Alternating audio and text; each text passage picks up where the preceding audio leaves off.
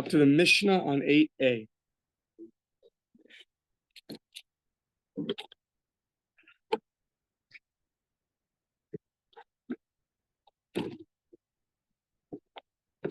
Says the Mishnah, the following are the days of worship, are the days that the non-Jews worshipped as their idols. The Eloi Day, and here are their days. Shalosh Kacham of the non-Jews. Klanda, Citronora, the Kartisim, the Yom Genusia Shel Malchayim. So those are three time periods. We'll see what that means more. The Yom Haleda, the Yom Hamisa Divrei Meir, or the day they're born, and the day that they die is also a day where they go and they worship their idols. So the day of the kings, whether it's his birthday or the day he died. So every year on those days, on a king's birthday or the day he dies, they sacrifices to their deities. That's Reb Meir.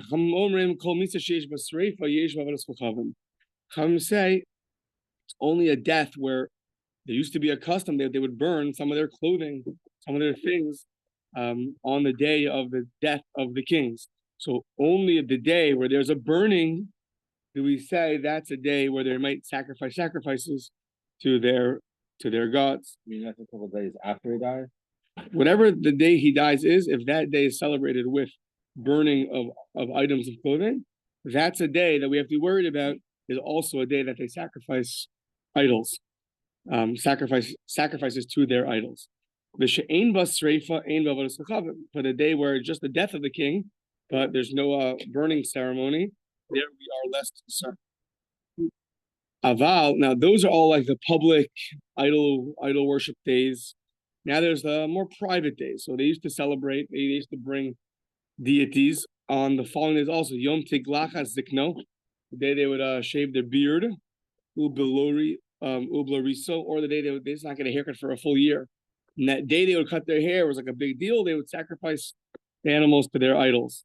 The Yom Sha'ala Bo Min Hayam, and they came back from a voyage, and they got off from the sea. That would also be a festive day. They would sacrifices. The Yom Shiyatim Beis Hasurin, reminiscent of Birchas HaGomel. If they would get out of prison, that would also be a festive day.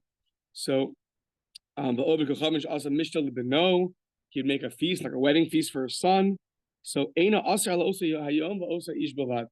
So those more, so to speak, minor holidays of the idol worshippers, we don't say 3 days beforehand is prohibited. Rather, the day itself, and only the day itself, is prohibited.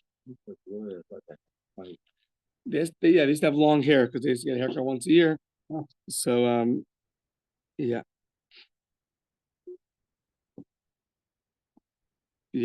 Okay. So now Amar Chanan Bar Rava, Klanda. What's Klanda? Shmona Yamim Achar Tekufa. It's 8 days after the winter solstice. Yeah, and Satra Nura is Shmona Yamim Lifnei Tekufa. It's 8 days beforehand. So as soon as the winter solstice starts, meaning that the days start getting shorter. So 8 days after that, and the 8 days before that are two separate festive idol worship or holidays. And how you can remember it? The Simanech HaSimin for this is Achar V'Kadam Sartani. I think it's a Tehillim referring to Adam Rishon, but it's Achar V'Kadam Sartani. So first comes the one that's afterwards. So the one in the Mishnah listed is the one that's after the winter solstice. So Achar is after. V'Kadam is one beforehand. So it's listed in that order, after and before. And this pasuk would be a reminder to how to remember the order. Tanar Rabbanan Lefi Shara Adam Rishon. Now we're going to have a lot about Adam Rishon. Lefi Shara. We're going to see that these holidays are already in place from Adam Rishon's time. Just he had good intentions, which is how the Rambam writes Avodah Zora started. They all had good intentions, but as they slowly started attributing bowers to other deities, it slowly developed into idol worship. So Lefi Shara Adam Rishon Yom Sho Misnai V'Holik. All of a sudden, the days start getting shorter. The sun, instead of like happening now, sort of, right? I think we had the latest Shabbos of the year. Now all of a sudden the sun's going to start setting early and earlier. Why he was created in Tishri? Oh, we're going to talk about that. Hold on. So, Lefisher Adam Rishon Yom Shel Ismail V'Holech Amar Oili Shama B'Shil Shesrakti Olam Pashuk Badi. Maybe because of my Aveira that I brought darkness onto the world. The Chosa Tovo, all of a sudden it starts getting dark at 5 p.m. What happened over here? So, the Zohi Misa Shenichnas Alayim in Hashemayim. When Hashem said, I'm going to get death, the death is, that's it. The world's going back. It's reverting back to its original state. So what did he do? Amod v'yashav shmona yamim b'tainis. He went and he sat 8 days in tainis, in fasting. Ubetfila and daven. Kevan shara tkufas tevis. Once he saw tkufas tevis is what we refer to as the winter season. V'ra'a yom, and all of a sudden it started getting longer. The days started getting longer. V'ra'a yom shemarich v'holech. Amar, he said him in hago shel olam hu. He realized that this is the minhag shel olam. Obviously, there's a lot of he didn't know the way it was going to work. What was really his calculation, what was really happening. Have to see whatever the sources that bring in the footnotes. Yeah, really good stopwatch. December 20. Yeah, so we're talking about the most spiritual being that was created by the hands of God, who knew everything. So perfectly. So you have to know exactly. But minhagu shel olam hu halach va'asa shows. So okay, this is the way the world works. Halach va'asa shmona yamim tovim. He went and he made 8 days of festivity. But you see from here that he had 8 days before the winter solstice and 8 days afterwards. So now, L'shana Acher is the next year, Asan La'elu La'elu Yom Tovim. He made both beforehand the winter solstice and afterwards as festive days. Now, who kavam l'shem shamayim? He made it l'shem shamayim. He did it for the right intentions. But then afterwards, people came along and made these days into days of idol worship. So now here's what you were saying. There's a machlokas Rabbi Eliezer and Rabbi Yeshua. When was the world created? Now, very famously, we say, right, everyone knows we celebrate Rosh Hashanah in Tishrei, not in Nisan, right? And in our davening on Rosh Hashanah, it says, Hayom Harazola. Today the world was created. So Tosas on the spot asks, what does the other opinion do with that? Either way, if you say he was born in Tishrei, right around Yom Kippur time, Rosh Hashanah time, so then Yom Zute Chaza, he saw short days, but the days were getting shorter. Yomi Arichi Akati Lo Chaza, he didn't see days getting longer yet. That was only going to happen a few months later. So therefore, he's like, oh my gosh, I got shorter. It's my fault. Oh no, it's getting longer. Okay, phew. That makes sense. But if you tell me he was born in Nisan, so who chazla Yomi he saw shortened days. He saw days that got longer. So according to that opinion, what are you going to say? Says the Gemara, yeah, you're right, but the Havezute Kule Hailo Chaza. He didn't see days that got that short. 5 p.m. sunset, that he didn't see. 8 p.m. sunset he saw. But at 5 p.m. he didn't see, and therefore that was still shocking to him that the day was so short, to which he thought that maybe it was his fault. Taner Rabbanan Yom Shnei Adam Rishon came and Shakal Okamo, the day he was created, when the sun set, Amar Oili Shebeshilshis Rakti Olam Kashuk Badi. Because of my aveir, my sin, the world got dark. The Yakshar Olam Tovo, and the world's going to revert back to its original state of nothingness. Bezuhi Misa, this must be the death. This must be the death that was decreed upon me from heaven. He was sitting and fasting.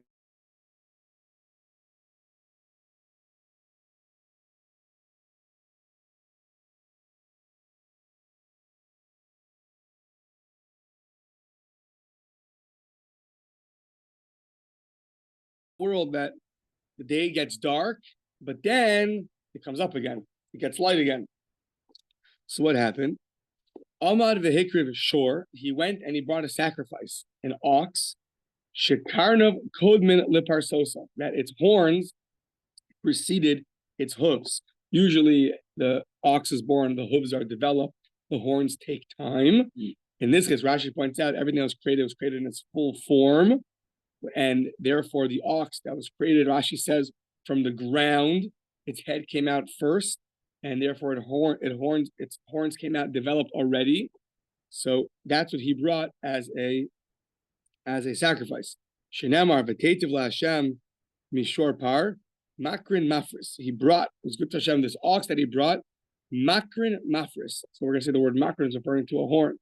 Amar Rabbi Shmuel, shor shehigur adam rishon keren achas haisalo. It had one horn, the mitzvah on its forehead. Shenamar v'tetiv laHashem mishor par makrin mafris. So mikarno sav would be its horns, but makrin sounds like it's one horn. It says where makrin has that yud. The yud usually means plural. Tarti makrin, that really means two horns. Says the Gemara, no, but how is it written? Not how is it pronounced. It's written mem kup reish nun without any yud. So mikarin ksib, you could, the way it's written is without the yud, implying singular, and therefore it had one horn. Maybe a unicorn. Yeah, I had a very important, very chashuv neighbor. He's a big rav, and one time he thought he had corona, and it was during corona season. Everyone was, every 5 seconds, everyone's going to solitude, and to be good, So he thought he had it, and then it was a false test. The test was wrong. So he said he has to be thankful. He has to give hodah to Hashem because he thought he was sick. So he said, "What's the proof?" This Gemara. He thought it was because death was decreed on the world. He realized it wasn't like that, and he gave thanks to Hashem. So even when you're scared for something, even if it doesn't end up being that thing, but for that fear that was taken away from you, you still have to be thankful. So, yeah. So okay. Amar of Nachman. Rav Masna Romi. Okay, so Rav Masna said Romi she'asa klanda v'kol ha'ayaros asmukos la mishtablos la osan ayaros asuros umutaros. So the actual country, the actual people that are serving their idols and are bringing sacrifices, so you can't do business with them 3 days before their holiday because they're going to go and thank their God, and that's going to be a problem. Now, what if you have one city, the main metropolis that does it, but there's all the neighboring countries are subjugated to that main populace, and so can you do business with them or not? They don't do it. They don't do it. The main city does it. They might supply animals to the main chaver that does it, but they themselves don't do it. Is that a problem or is that not a problem? Rabbi Shua ben Levi, Omer Kanda Surah Lakol, Asur for everybody, even the ones that are subjugated to the main area, to the main populace, you cannot do business with them either. Rabbi Yochanan Amar, Ein Asur Ela Le'ovdeha Bilvad. The only ones that's prohibited are the ones that are actually serving the idols, not the ones that are joining, that are supplying, the ones that are actually serving. Tanakaz Rabbi Yochanan, a Bryce are going to support this. Afal Pisha Amar Romi Asaklanda, the Kol Ayaros Hasmuchos La. Even though Rome, they make this holiday called Klanda, and many countries are subjugated to Rome. However, the Kol Ayaros Hasmuchos La Mishtabdos La are subjugated to it. He atzma ein asura elalov de'bilvad. Those countries are not prohibited, only to the ones that actually serve it. Okay. I mean, this is totally on whether you accept the reason is they give thanks to their idol. What's the machlokes tell them? I don't know. Whether they give thanks to their idol. If you think that that's the reason for they are not the business. Versus what lifnei iver? No, the ones who don't, the villagers who don't believe in the Avodah Zora aren't going to give thanks. So what are they arguing about? Do the villagers believe it or not?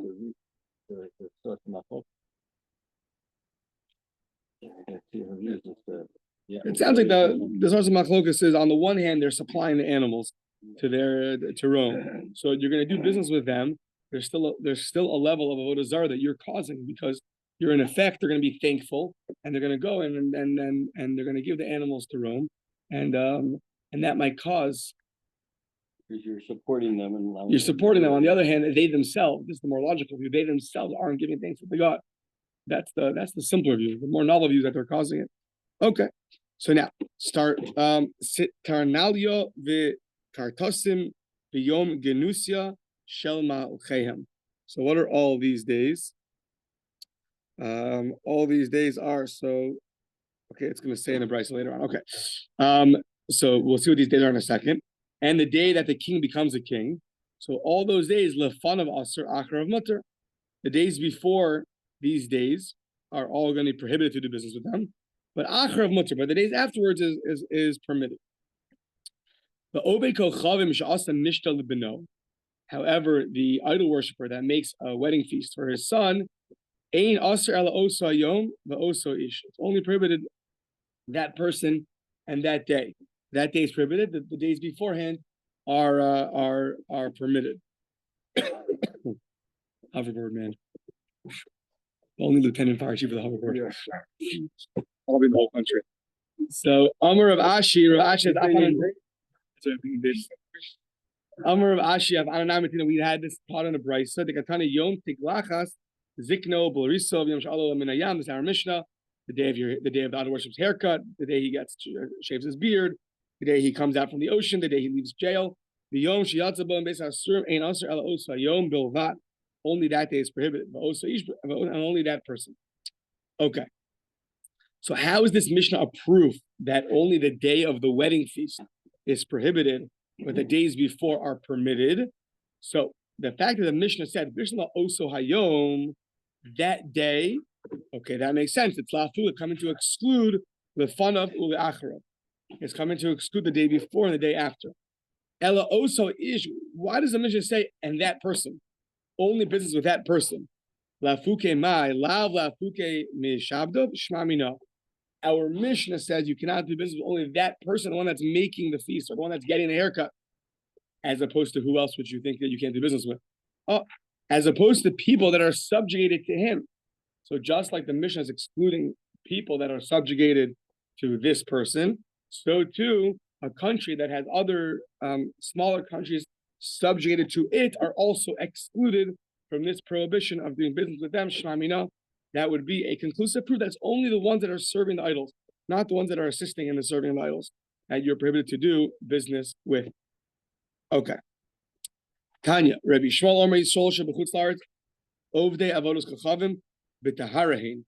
The Jews, the very bottom of it, 8a, the Jews that are in the exile, Ovdei Avodos Kochavim B'Taharahin, they so to speak serve idols b'tahara in purity. So what does that mean? It wasn't that they serve in purity. What it means is Ketzad, what do? Oved kochavim she'asa mishna lebanav. So you have an idol worshiper in town who's making a big wedding feast, right? And he's inviting all the buddies, including his fellow Orthodox congregation. He likes them a lot. They support each other in their endeavors. So against whatever anti-Semitism, etc., etc., etc. So he invites them all to the Orthodox shul to his feast. Now, v'zimein kol Yehudim shebiro, all the Jews are invited to the party. It sounds like Purim, right? So afal pi, so even though afal pi she'ochlin mishalahen, of course the Jew brings his double wrapped food with Oregon kosher symbols on it. V'shosem mishalahen, they bring their own drinks. V'sham mishalahen, they even hire their own caterer. Alan is there by the special table, if only for the Jews. So omid v'sham mishalahen omid lifneim. Still mala aleim akasuv. It's still considered as if they're eating from the mezivche mesim, from dead sacrifices. Meaning, it seems to be a tremendous problem to join a party of idol worshippers, even though you're not eating, drinking, or being served by them. What does it mean that the Jews were serving b'tahara? What's the beginning of the Brisa mean? What you said. I mean, they didn't do anything wrong, and it's still a problem. Right. Okay, so fine. So it just sounds like a positive thing, not a negative thing. They don't realize the innocent actions on their part cause them to transgress. So Shinamar. Now I think I saw that some say this is actually a deraisa, a biblical prohibition, and some say it's a rabbinic prohibition with just a smach, there's a hint in the Torah. But it says in the Torah, it says in the beginning of the verse, "Pain tichros bris liyoshev aretz." Don't let you make a treaty with the people dwelling in the land. V'zanu achrei Elokeichem, and you're going to go after Eloheihem, you're going to go after their gods. V'zafchu leEloheihem, you're going to go and serve their gods. V'kara lecha ve'achaltem mizvach, he's going to call you, and you're going to eat from his idols. So it says v'kara lecha. So right now the Gemara assumes just the mere fact that he called you and you went, that itself is a big problem. So says the Gemara, but maybe if you read the verse, a simple interpretation is until ve'ema adachil, he called you, and then you actually ate from his idol worship, from his sacrifice, and he served for idol worship. How do you know just the mere calling and participating and just going without eating the food is a problem? Just say you went and you ate from his from the sacrifice. What's vikar lecha? He called you. Those words seem to be superfluous. Mishas kriya, even from the shas kriya, even from the time he calls you. Well, I mean, when he calls you, it's fine, but the time he calls you and you go, so that's going to be a problem. Hilkach, therefore, turning the page. Kol platin yom, in all 30 days. Bain amarle, the 30 days after the wedding. Bain amarle machmas hilula, bain lo amarle machmas hilula aser. For 30 days after this idol worshiper's son's wedding, if he's inviting you to a feast, whether he tells you it's a feast for the wedding or not, it's aser, because the assumption is the feast he's making within 30 days after the wedding is for that, and that's going to involve idol worship. However, mikan ve'elach, after 30 days, aser. If said, hey, it's been 5 months already, but I'm making a big feast, in my new house for my son's wedding 5 months ago, please come. Then you can't come. But if he just says I'm having a feast, and after 30 days he doesn't tell you why, what the reason is for the feast, v'lo amarle machmasilo, then shari, to go to a feast of his, to honor him, whatever it is, that's fine. You just can't go to a place where they're serving idols, even if you don't eat from the idol. It sounds like the wedding is, there's going to be sacrifice. Yeah, for sure, yeah.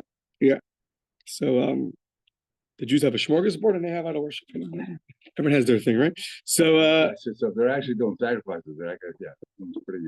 But you're not eating from it and you're not drinking from it. I get the.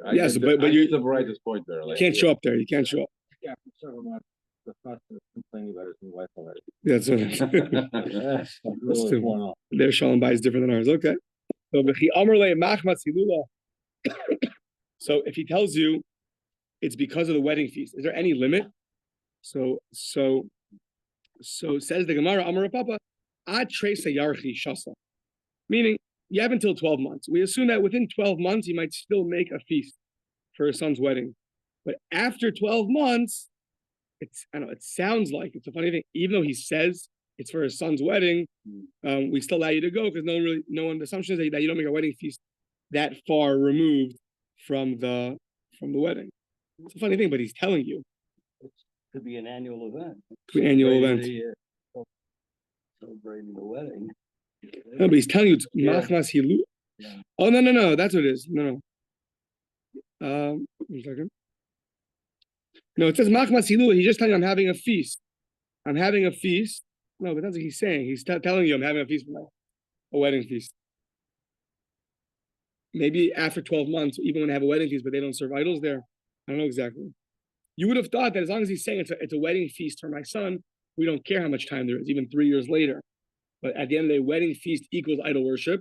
You can't come. But here it says after 12 months, even when he says if it's for the wedding feast, you still can't come.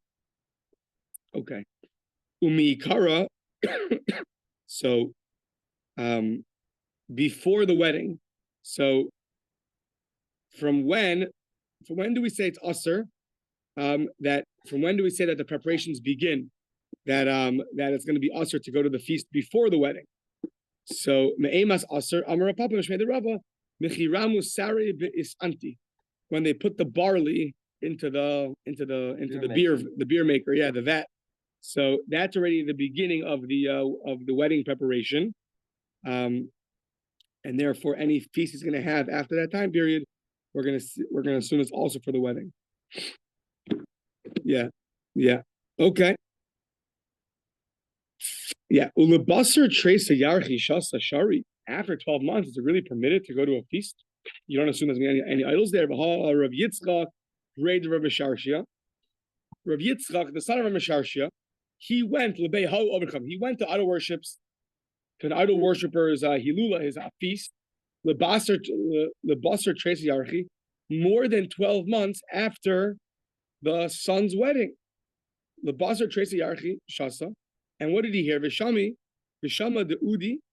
So he heard, I think Udi is a serving of idols, right? Paying homage. Paying homage to Zidi. Okay. Upirish, and he abstained. Velo achal, and so therefore he didn't eat from anything. He saw they're paying homage to their deity, and therefore he didn't eat anything. So what do you see? Even after 12 months, they're still partying away for their for the wedding. So says the Gemara, shiny Rav Yitzchak Breder Misharsha, the Adam Chashavu. So I think you can go different ways of what this means, but I think Rashi says the Adam Chashavu. Usually when the Gemara says, no, this is different. He's an Adam Chashavu. Usually what it means is that even though you don't have to be stringent, but he went above and beyond the letter of the law. That's like most times it says Adam Chashav. Yeah. Oh no, he's a very important person. Meaning, the rabbi was extra strict. He didn't eat at that place because he was extra. Rashi, however, here says that because he was so special, he was a very prominent person in the Jewish community. Therefore, when the idol worshippers saw him arrive, when he was there at the feast, they got very happy from his participation, from his presence, and therefore they went and they served idols. So meaning it wasn't because of the wedding, rather it's because of the fact that they was happy that he came. Assumingly, another way to go would be is that even though he wasn't sure, he heard something, he wasn't sure, but maybe he was extra strict, so you don't have a proof. Yeah. Okay, what are these things that kartisam? We said there's something called the kartisam. Mai kartisam. Amar B'Yud Amar Shmuel Yom Shetafsu Bo Romi Malchus. It's the day, and now we're going to have a lot of history. So Yom Shetafsu Bo Romi Malchus, the day that the Romans took over. They captured the kingdom. So Rashi points out when they fought with the Greeks and they won, and they became rulers, says, over the whole world. I guess most of the world at the time, maybe. What do you say? I said good shot, but that was the known world. Well, I thought I said good job, Trump. Yeah. So Yom Shetafsavo Romi Mal. So the Hatanya Kartisim, it says Kartisim. Yom, the Brisa says 2 separate holidays. One's called Kartisim and one's called the Yom Shetafsavo Romi Malchus. So it's explicit in the Brisa that it's 2 separate things. The Kartisim can't be the day that they took over. Rav Yosef, it could. Shtei Tvisos Tavsa Romi. There was 2 times they took over. So Achaz B'Yemei Cleopatra Malkusa. One time was in the times of Cleopatra the queen. Achaz Shetavsa B'Yemei Yevanim. And one time was in the times of the Greeks. And I think they point out that historically it's really flipped. The Greeks came first and Cleopatra came way after. Yeah. Okay. So now the Chi'asar Rav Dimi, when Rav Dimi came, Amar Platin betray Karvi Avdu Ramai Bahadi Yavani. There were 32 idols. Battle. Sorry. Platin betray Karvi Avdu Ramai Bahadi Yavani. Yeah, they battled the Greeks 32 battles. And they couldn't beat them until the Jews joined together. Once they joined together, they were able to take over. And this is the deal that they made.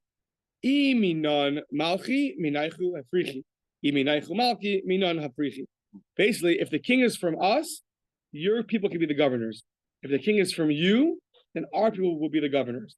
So we worked together. We both defeated it, and now they split it. They split their leadership. So depends where the king is from. The other one will have the governors. Okay.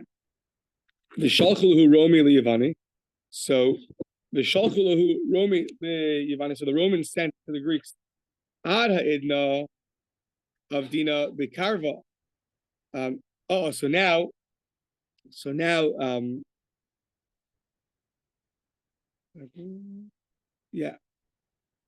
Yeah. So now the Romans sent the Greeks the following parable.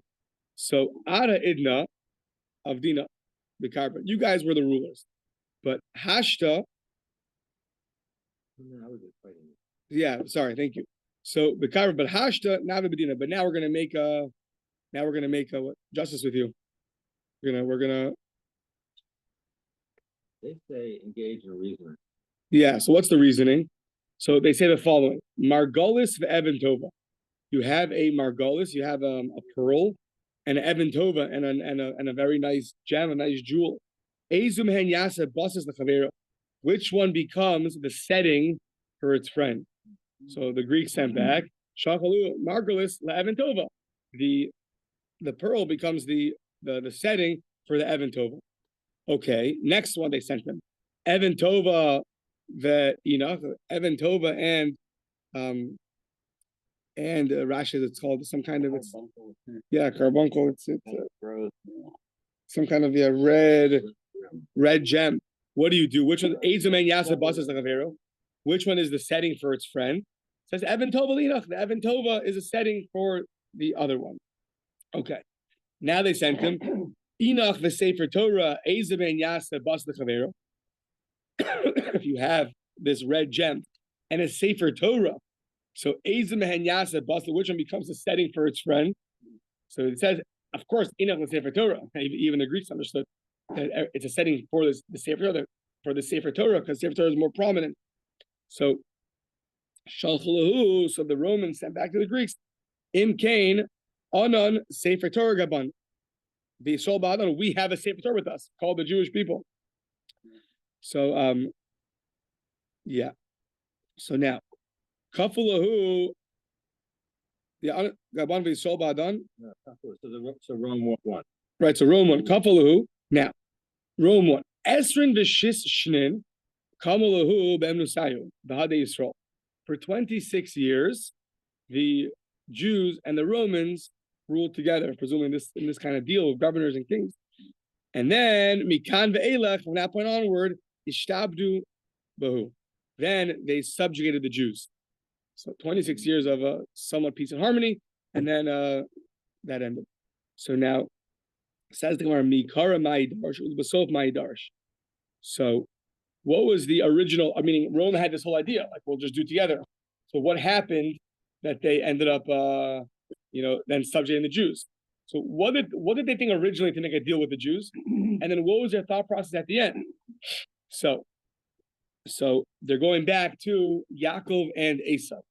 What happened towards the end of that, when they split ways? So let's go together. Esau says we're equal. So Esau is the father of Rome. So look, they're equal. Yaakov are equal. But then what happened? Yaakov told them, why don't you go ahead? You go ahead. Oh, so you go ahead. So Rome's going to take over, and they were, so to speak, ahead. Okay. Oh, yeah. Okay. So now, Esrin v'shis shnin the kamu b'amnusahu b'hadei Yisrael minolam. How do you know that for 26 years they ruled together with the Jews, the Romans and the Jews together? So now, the Amar Rav Kahana said, Kishachala Rabbi Shmuel Bar Yosef, when Rabbi Shmuel Bar Yosef, apparently his father was very well versed in his history. So Shalchule Rabbi Amar Lanu Shnayim V'Shlosha Dvarim She'amras Lanu Mishum Avicha. Can you tell us like 2 or 3 things that you heard from your father? Can you tell it to us? So Amar Lahu, he told him the following. All right. So Amar Lahu. During the second temple period, the following was the calculation of the 420 years the temple stood. So okay. Me'ah v'shmonim. Yeah. So Me'ah v'shmonim.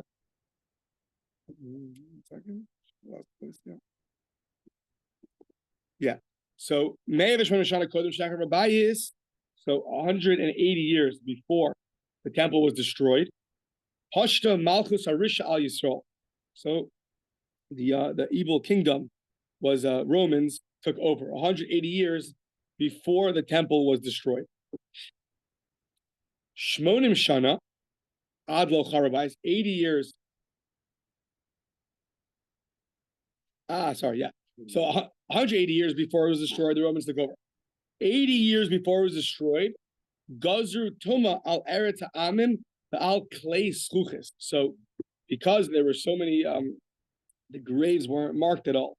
So, therefore, they declared that everyone's going to have a status of impurity of a dead person, because presumably, without any of the graves being marked, so everyone's at some point walking by, a dead body. So, yeah.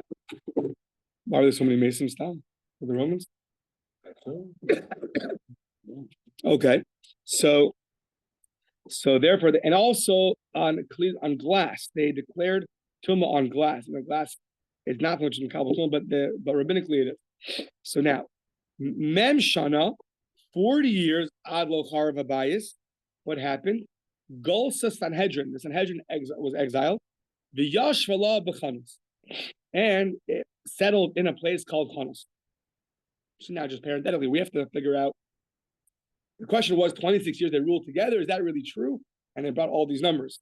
But once we brought this, we're not going to explain, just parenthetically, the whole idea about the Sanhedrin being relocated. So, in your time, yeah, it was by the Shotzagosis. Well, it was exiled, I think, 10 times. 10 times. But it was Yashla b'Chanos. It went to Chanos. Says the Gemara, L'mai Hilchasa. For what halacha is that important to know that it went from there to Chanos? Rav Yitzchak bar Rav Dimi Lomar Shelo Danu Dine Knasos. So Dine Knasos can only be judged. Any penalty in the Torah, for the like seduction or rape or the 30 shagi pay for an eved, things like that is called a knas. And if the Sanhedrin is not sitting right by the base of Mikdash over there, so then they can't judge Dine Knasos. Why? So Rashi explains, because a knas can only be judged by people who are mumchen experts and smuchen. You have to have smicha.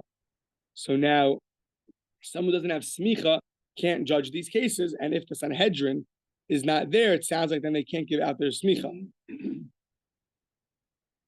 Yeah. Then they can't judge those cases. Says the Gemara, is that really true, that if the Sanhedrin's not there, you can't judge Dine Knasos?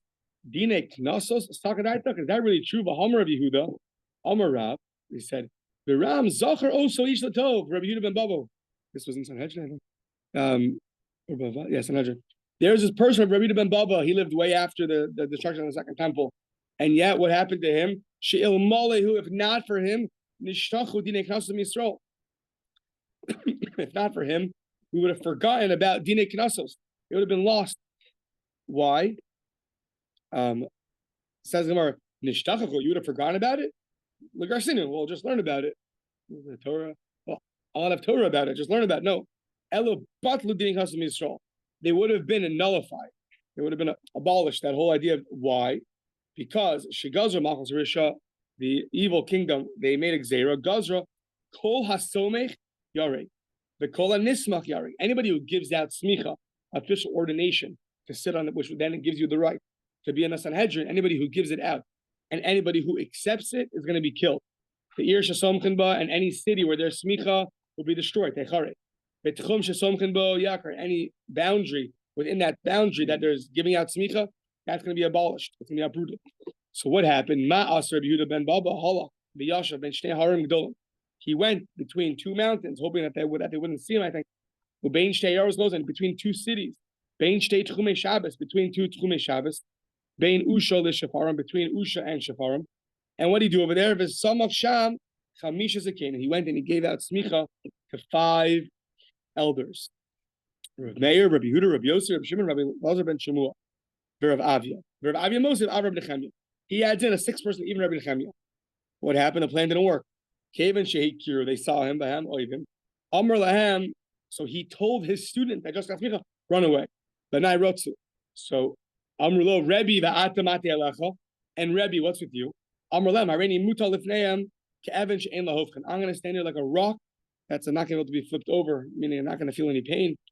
Now, there's a big question of why did he run away? If he could have also run away. Mm-hmm. So that's a question. I don't know why he didn't run away. So Amru, Lo Zazu Misham, he didn't move from there. Some say maybe he was too old to run away, but until he was, his body was pierced with 300 arrows, shell barzel of iron. They made his body like a steed. So, but what do you see from here? These lived way after the Second Temple, and yet we saved Dine Knasos. So the fact that the Sanhedrin was removed from its place, we still could have Dine Knasos. So, says the Gemara, Lo Tema Dine Knasos, Ella Shelo Danu Dine Nefashim. What it means to say is not the penalties, but they're no longer able to judge capital punishment. And we'll continue explaining this tomorrow. Hashpah.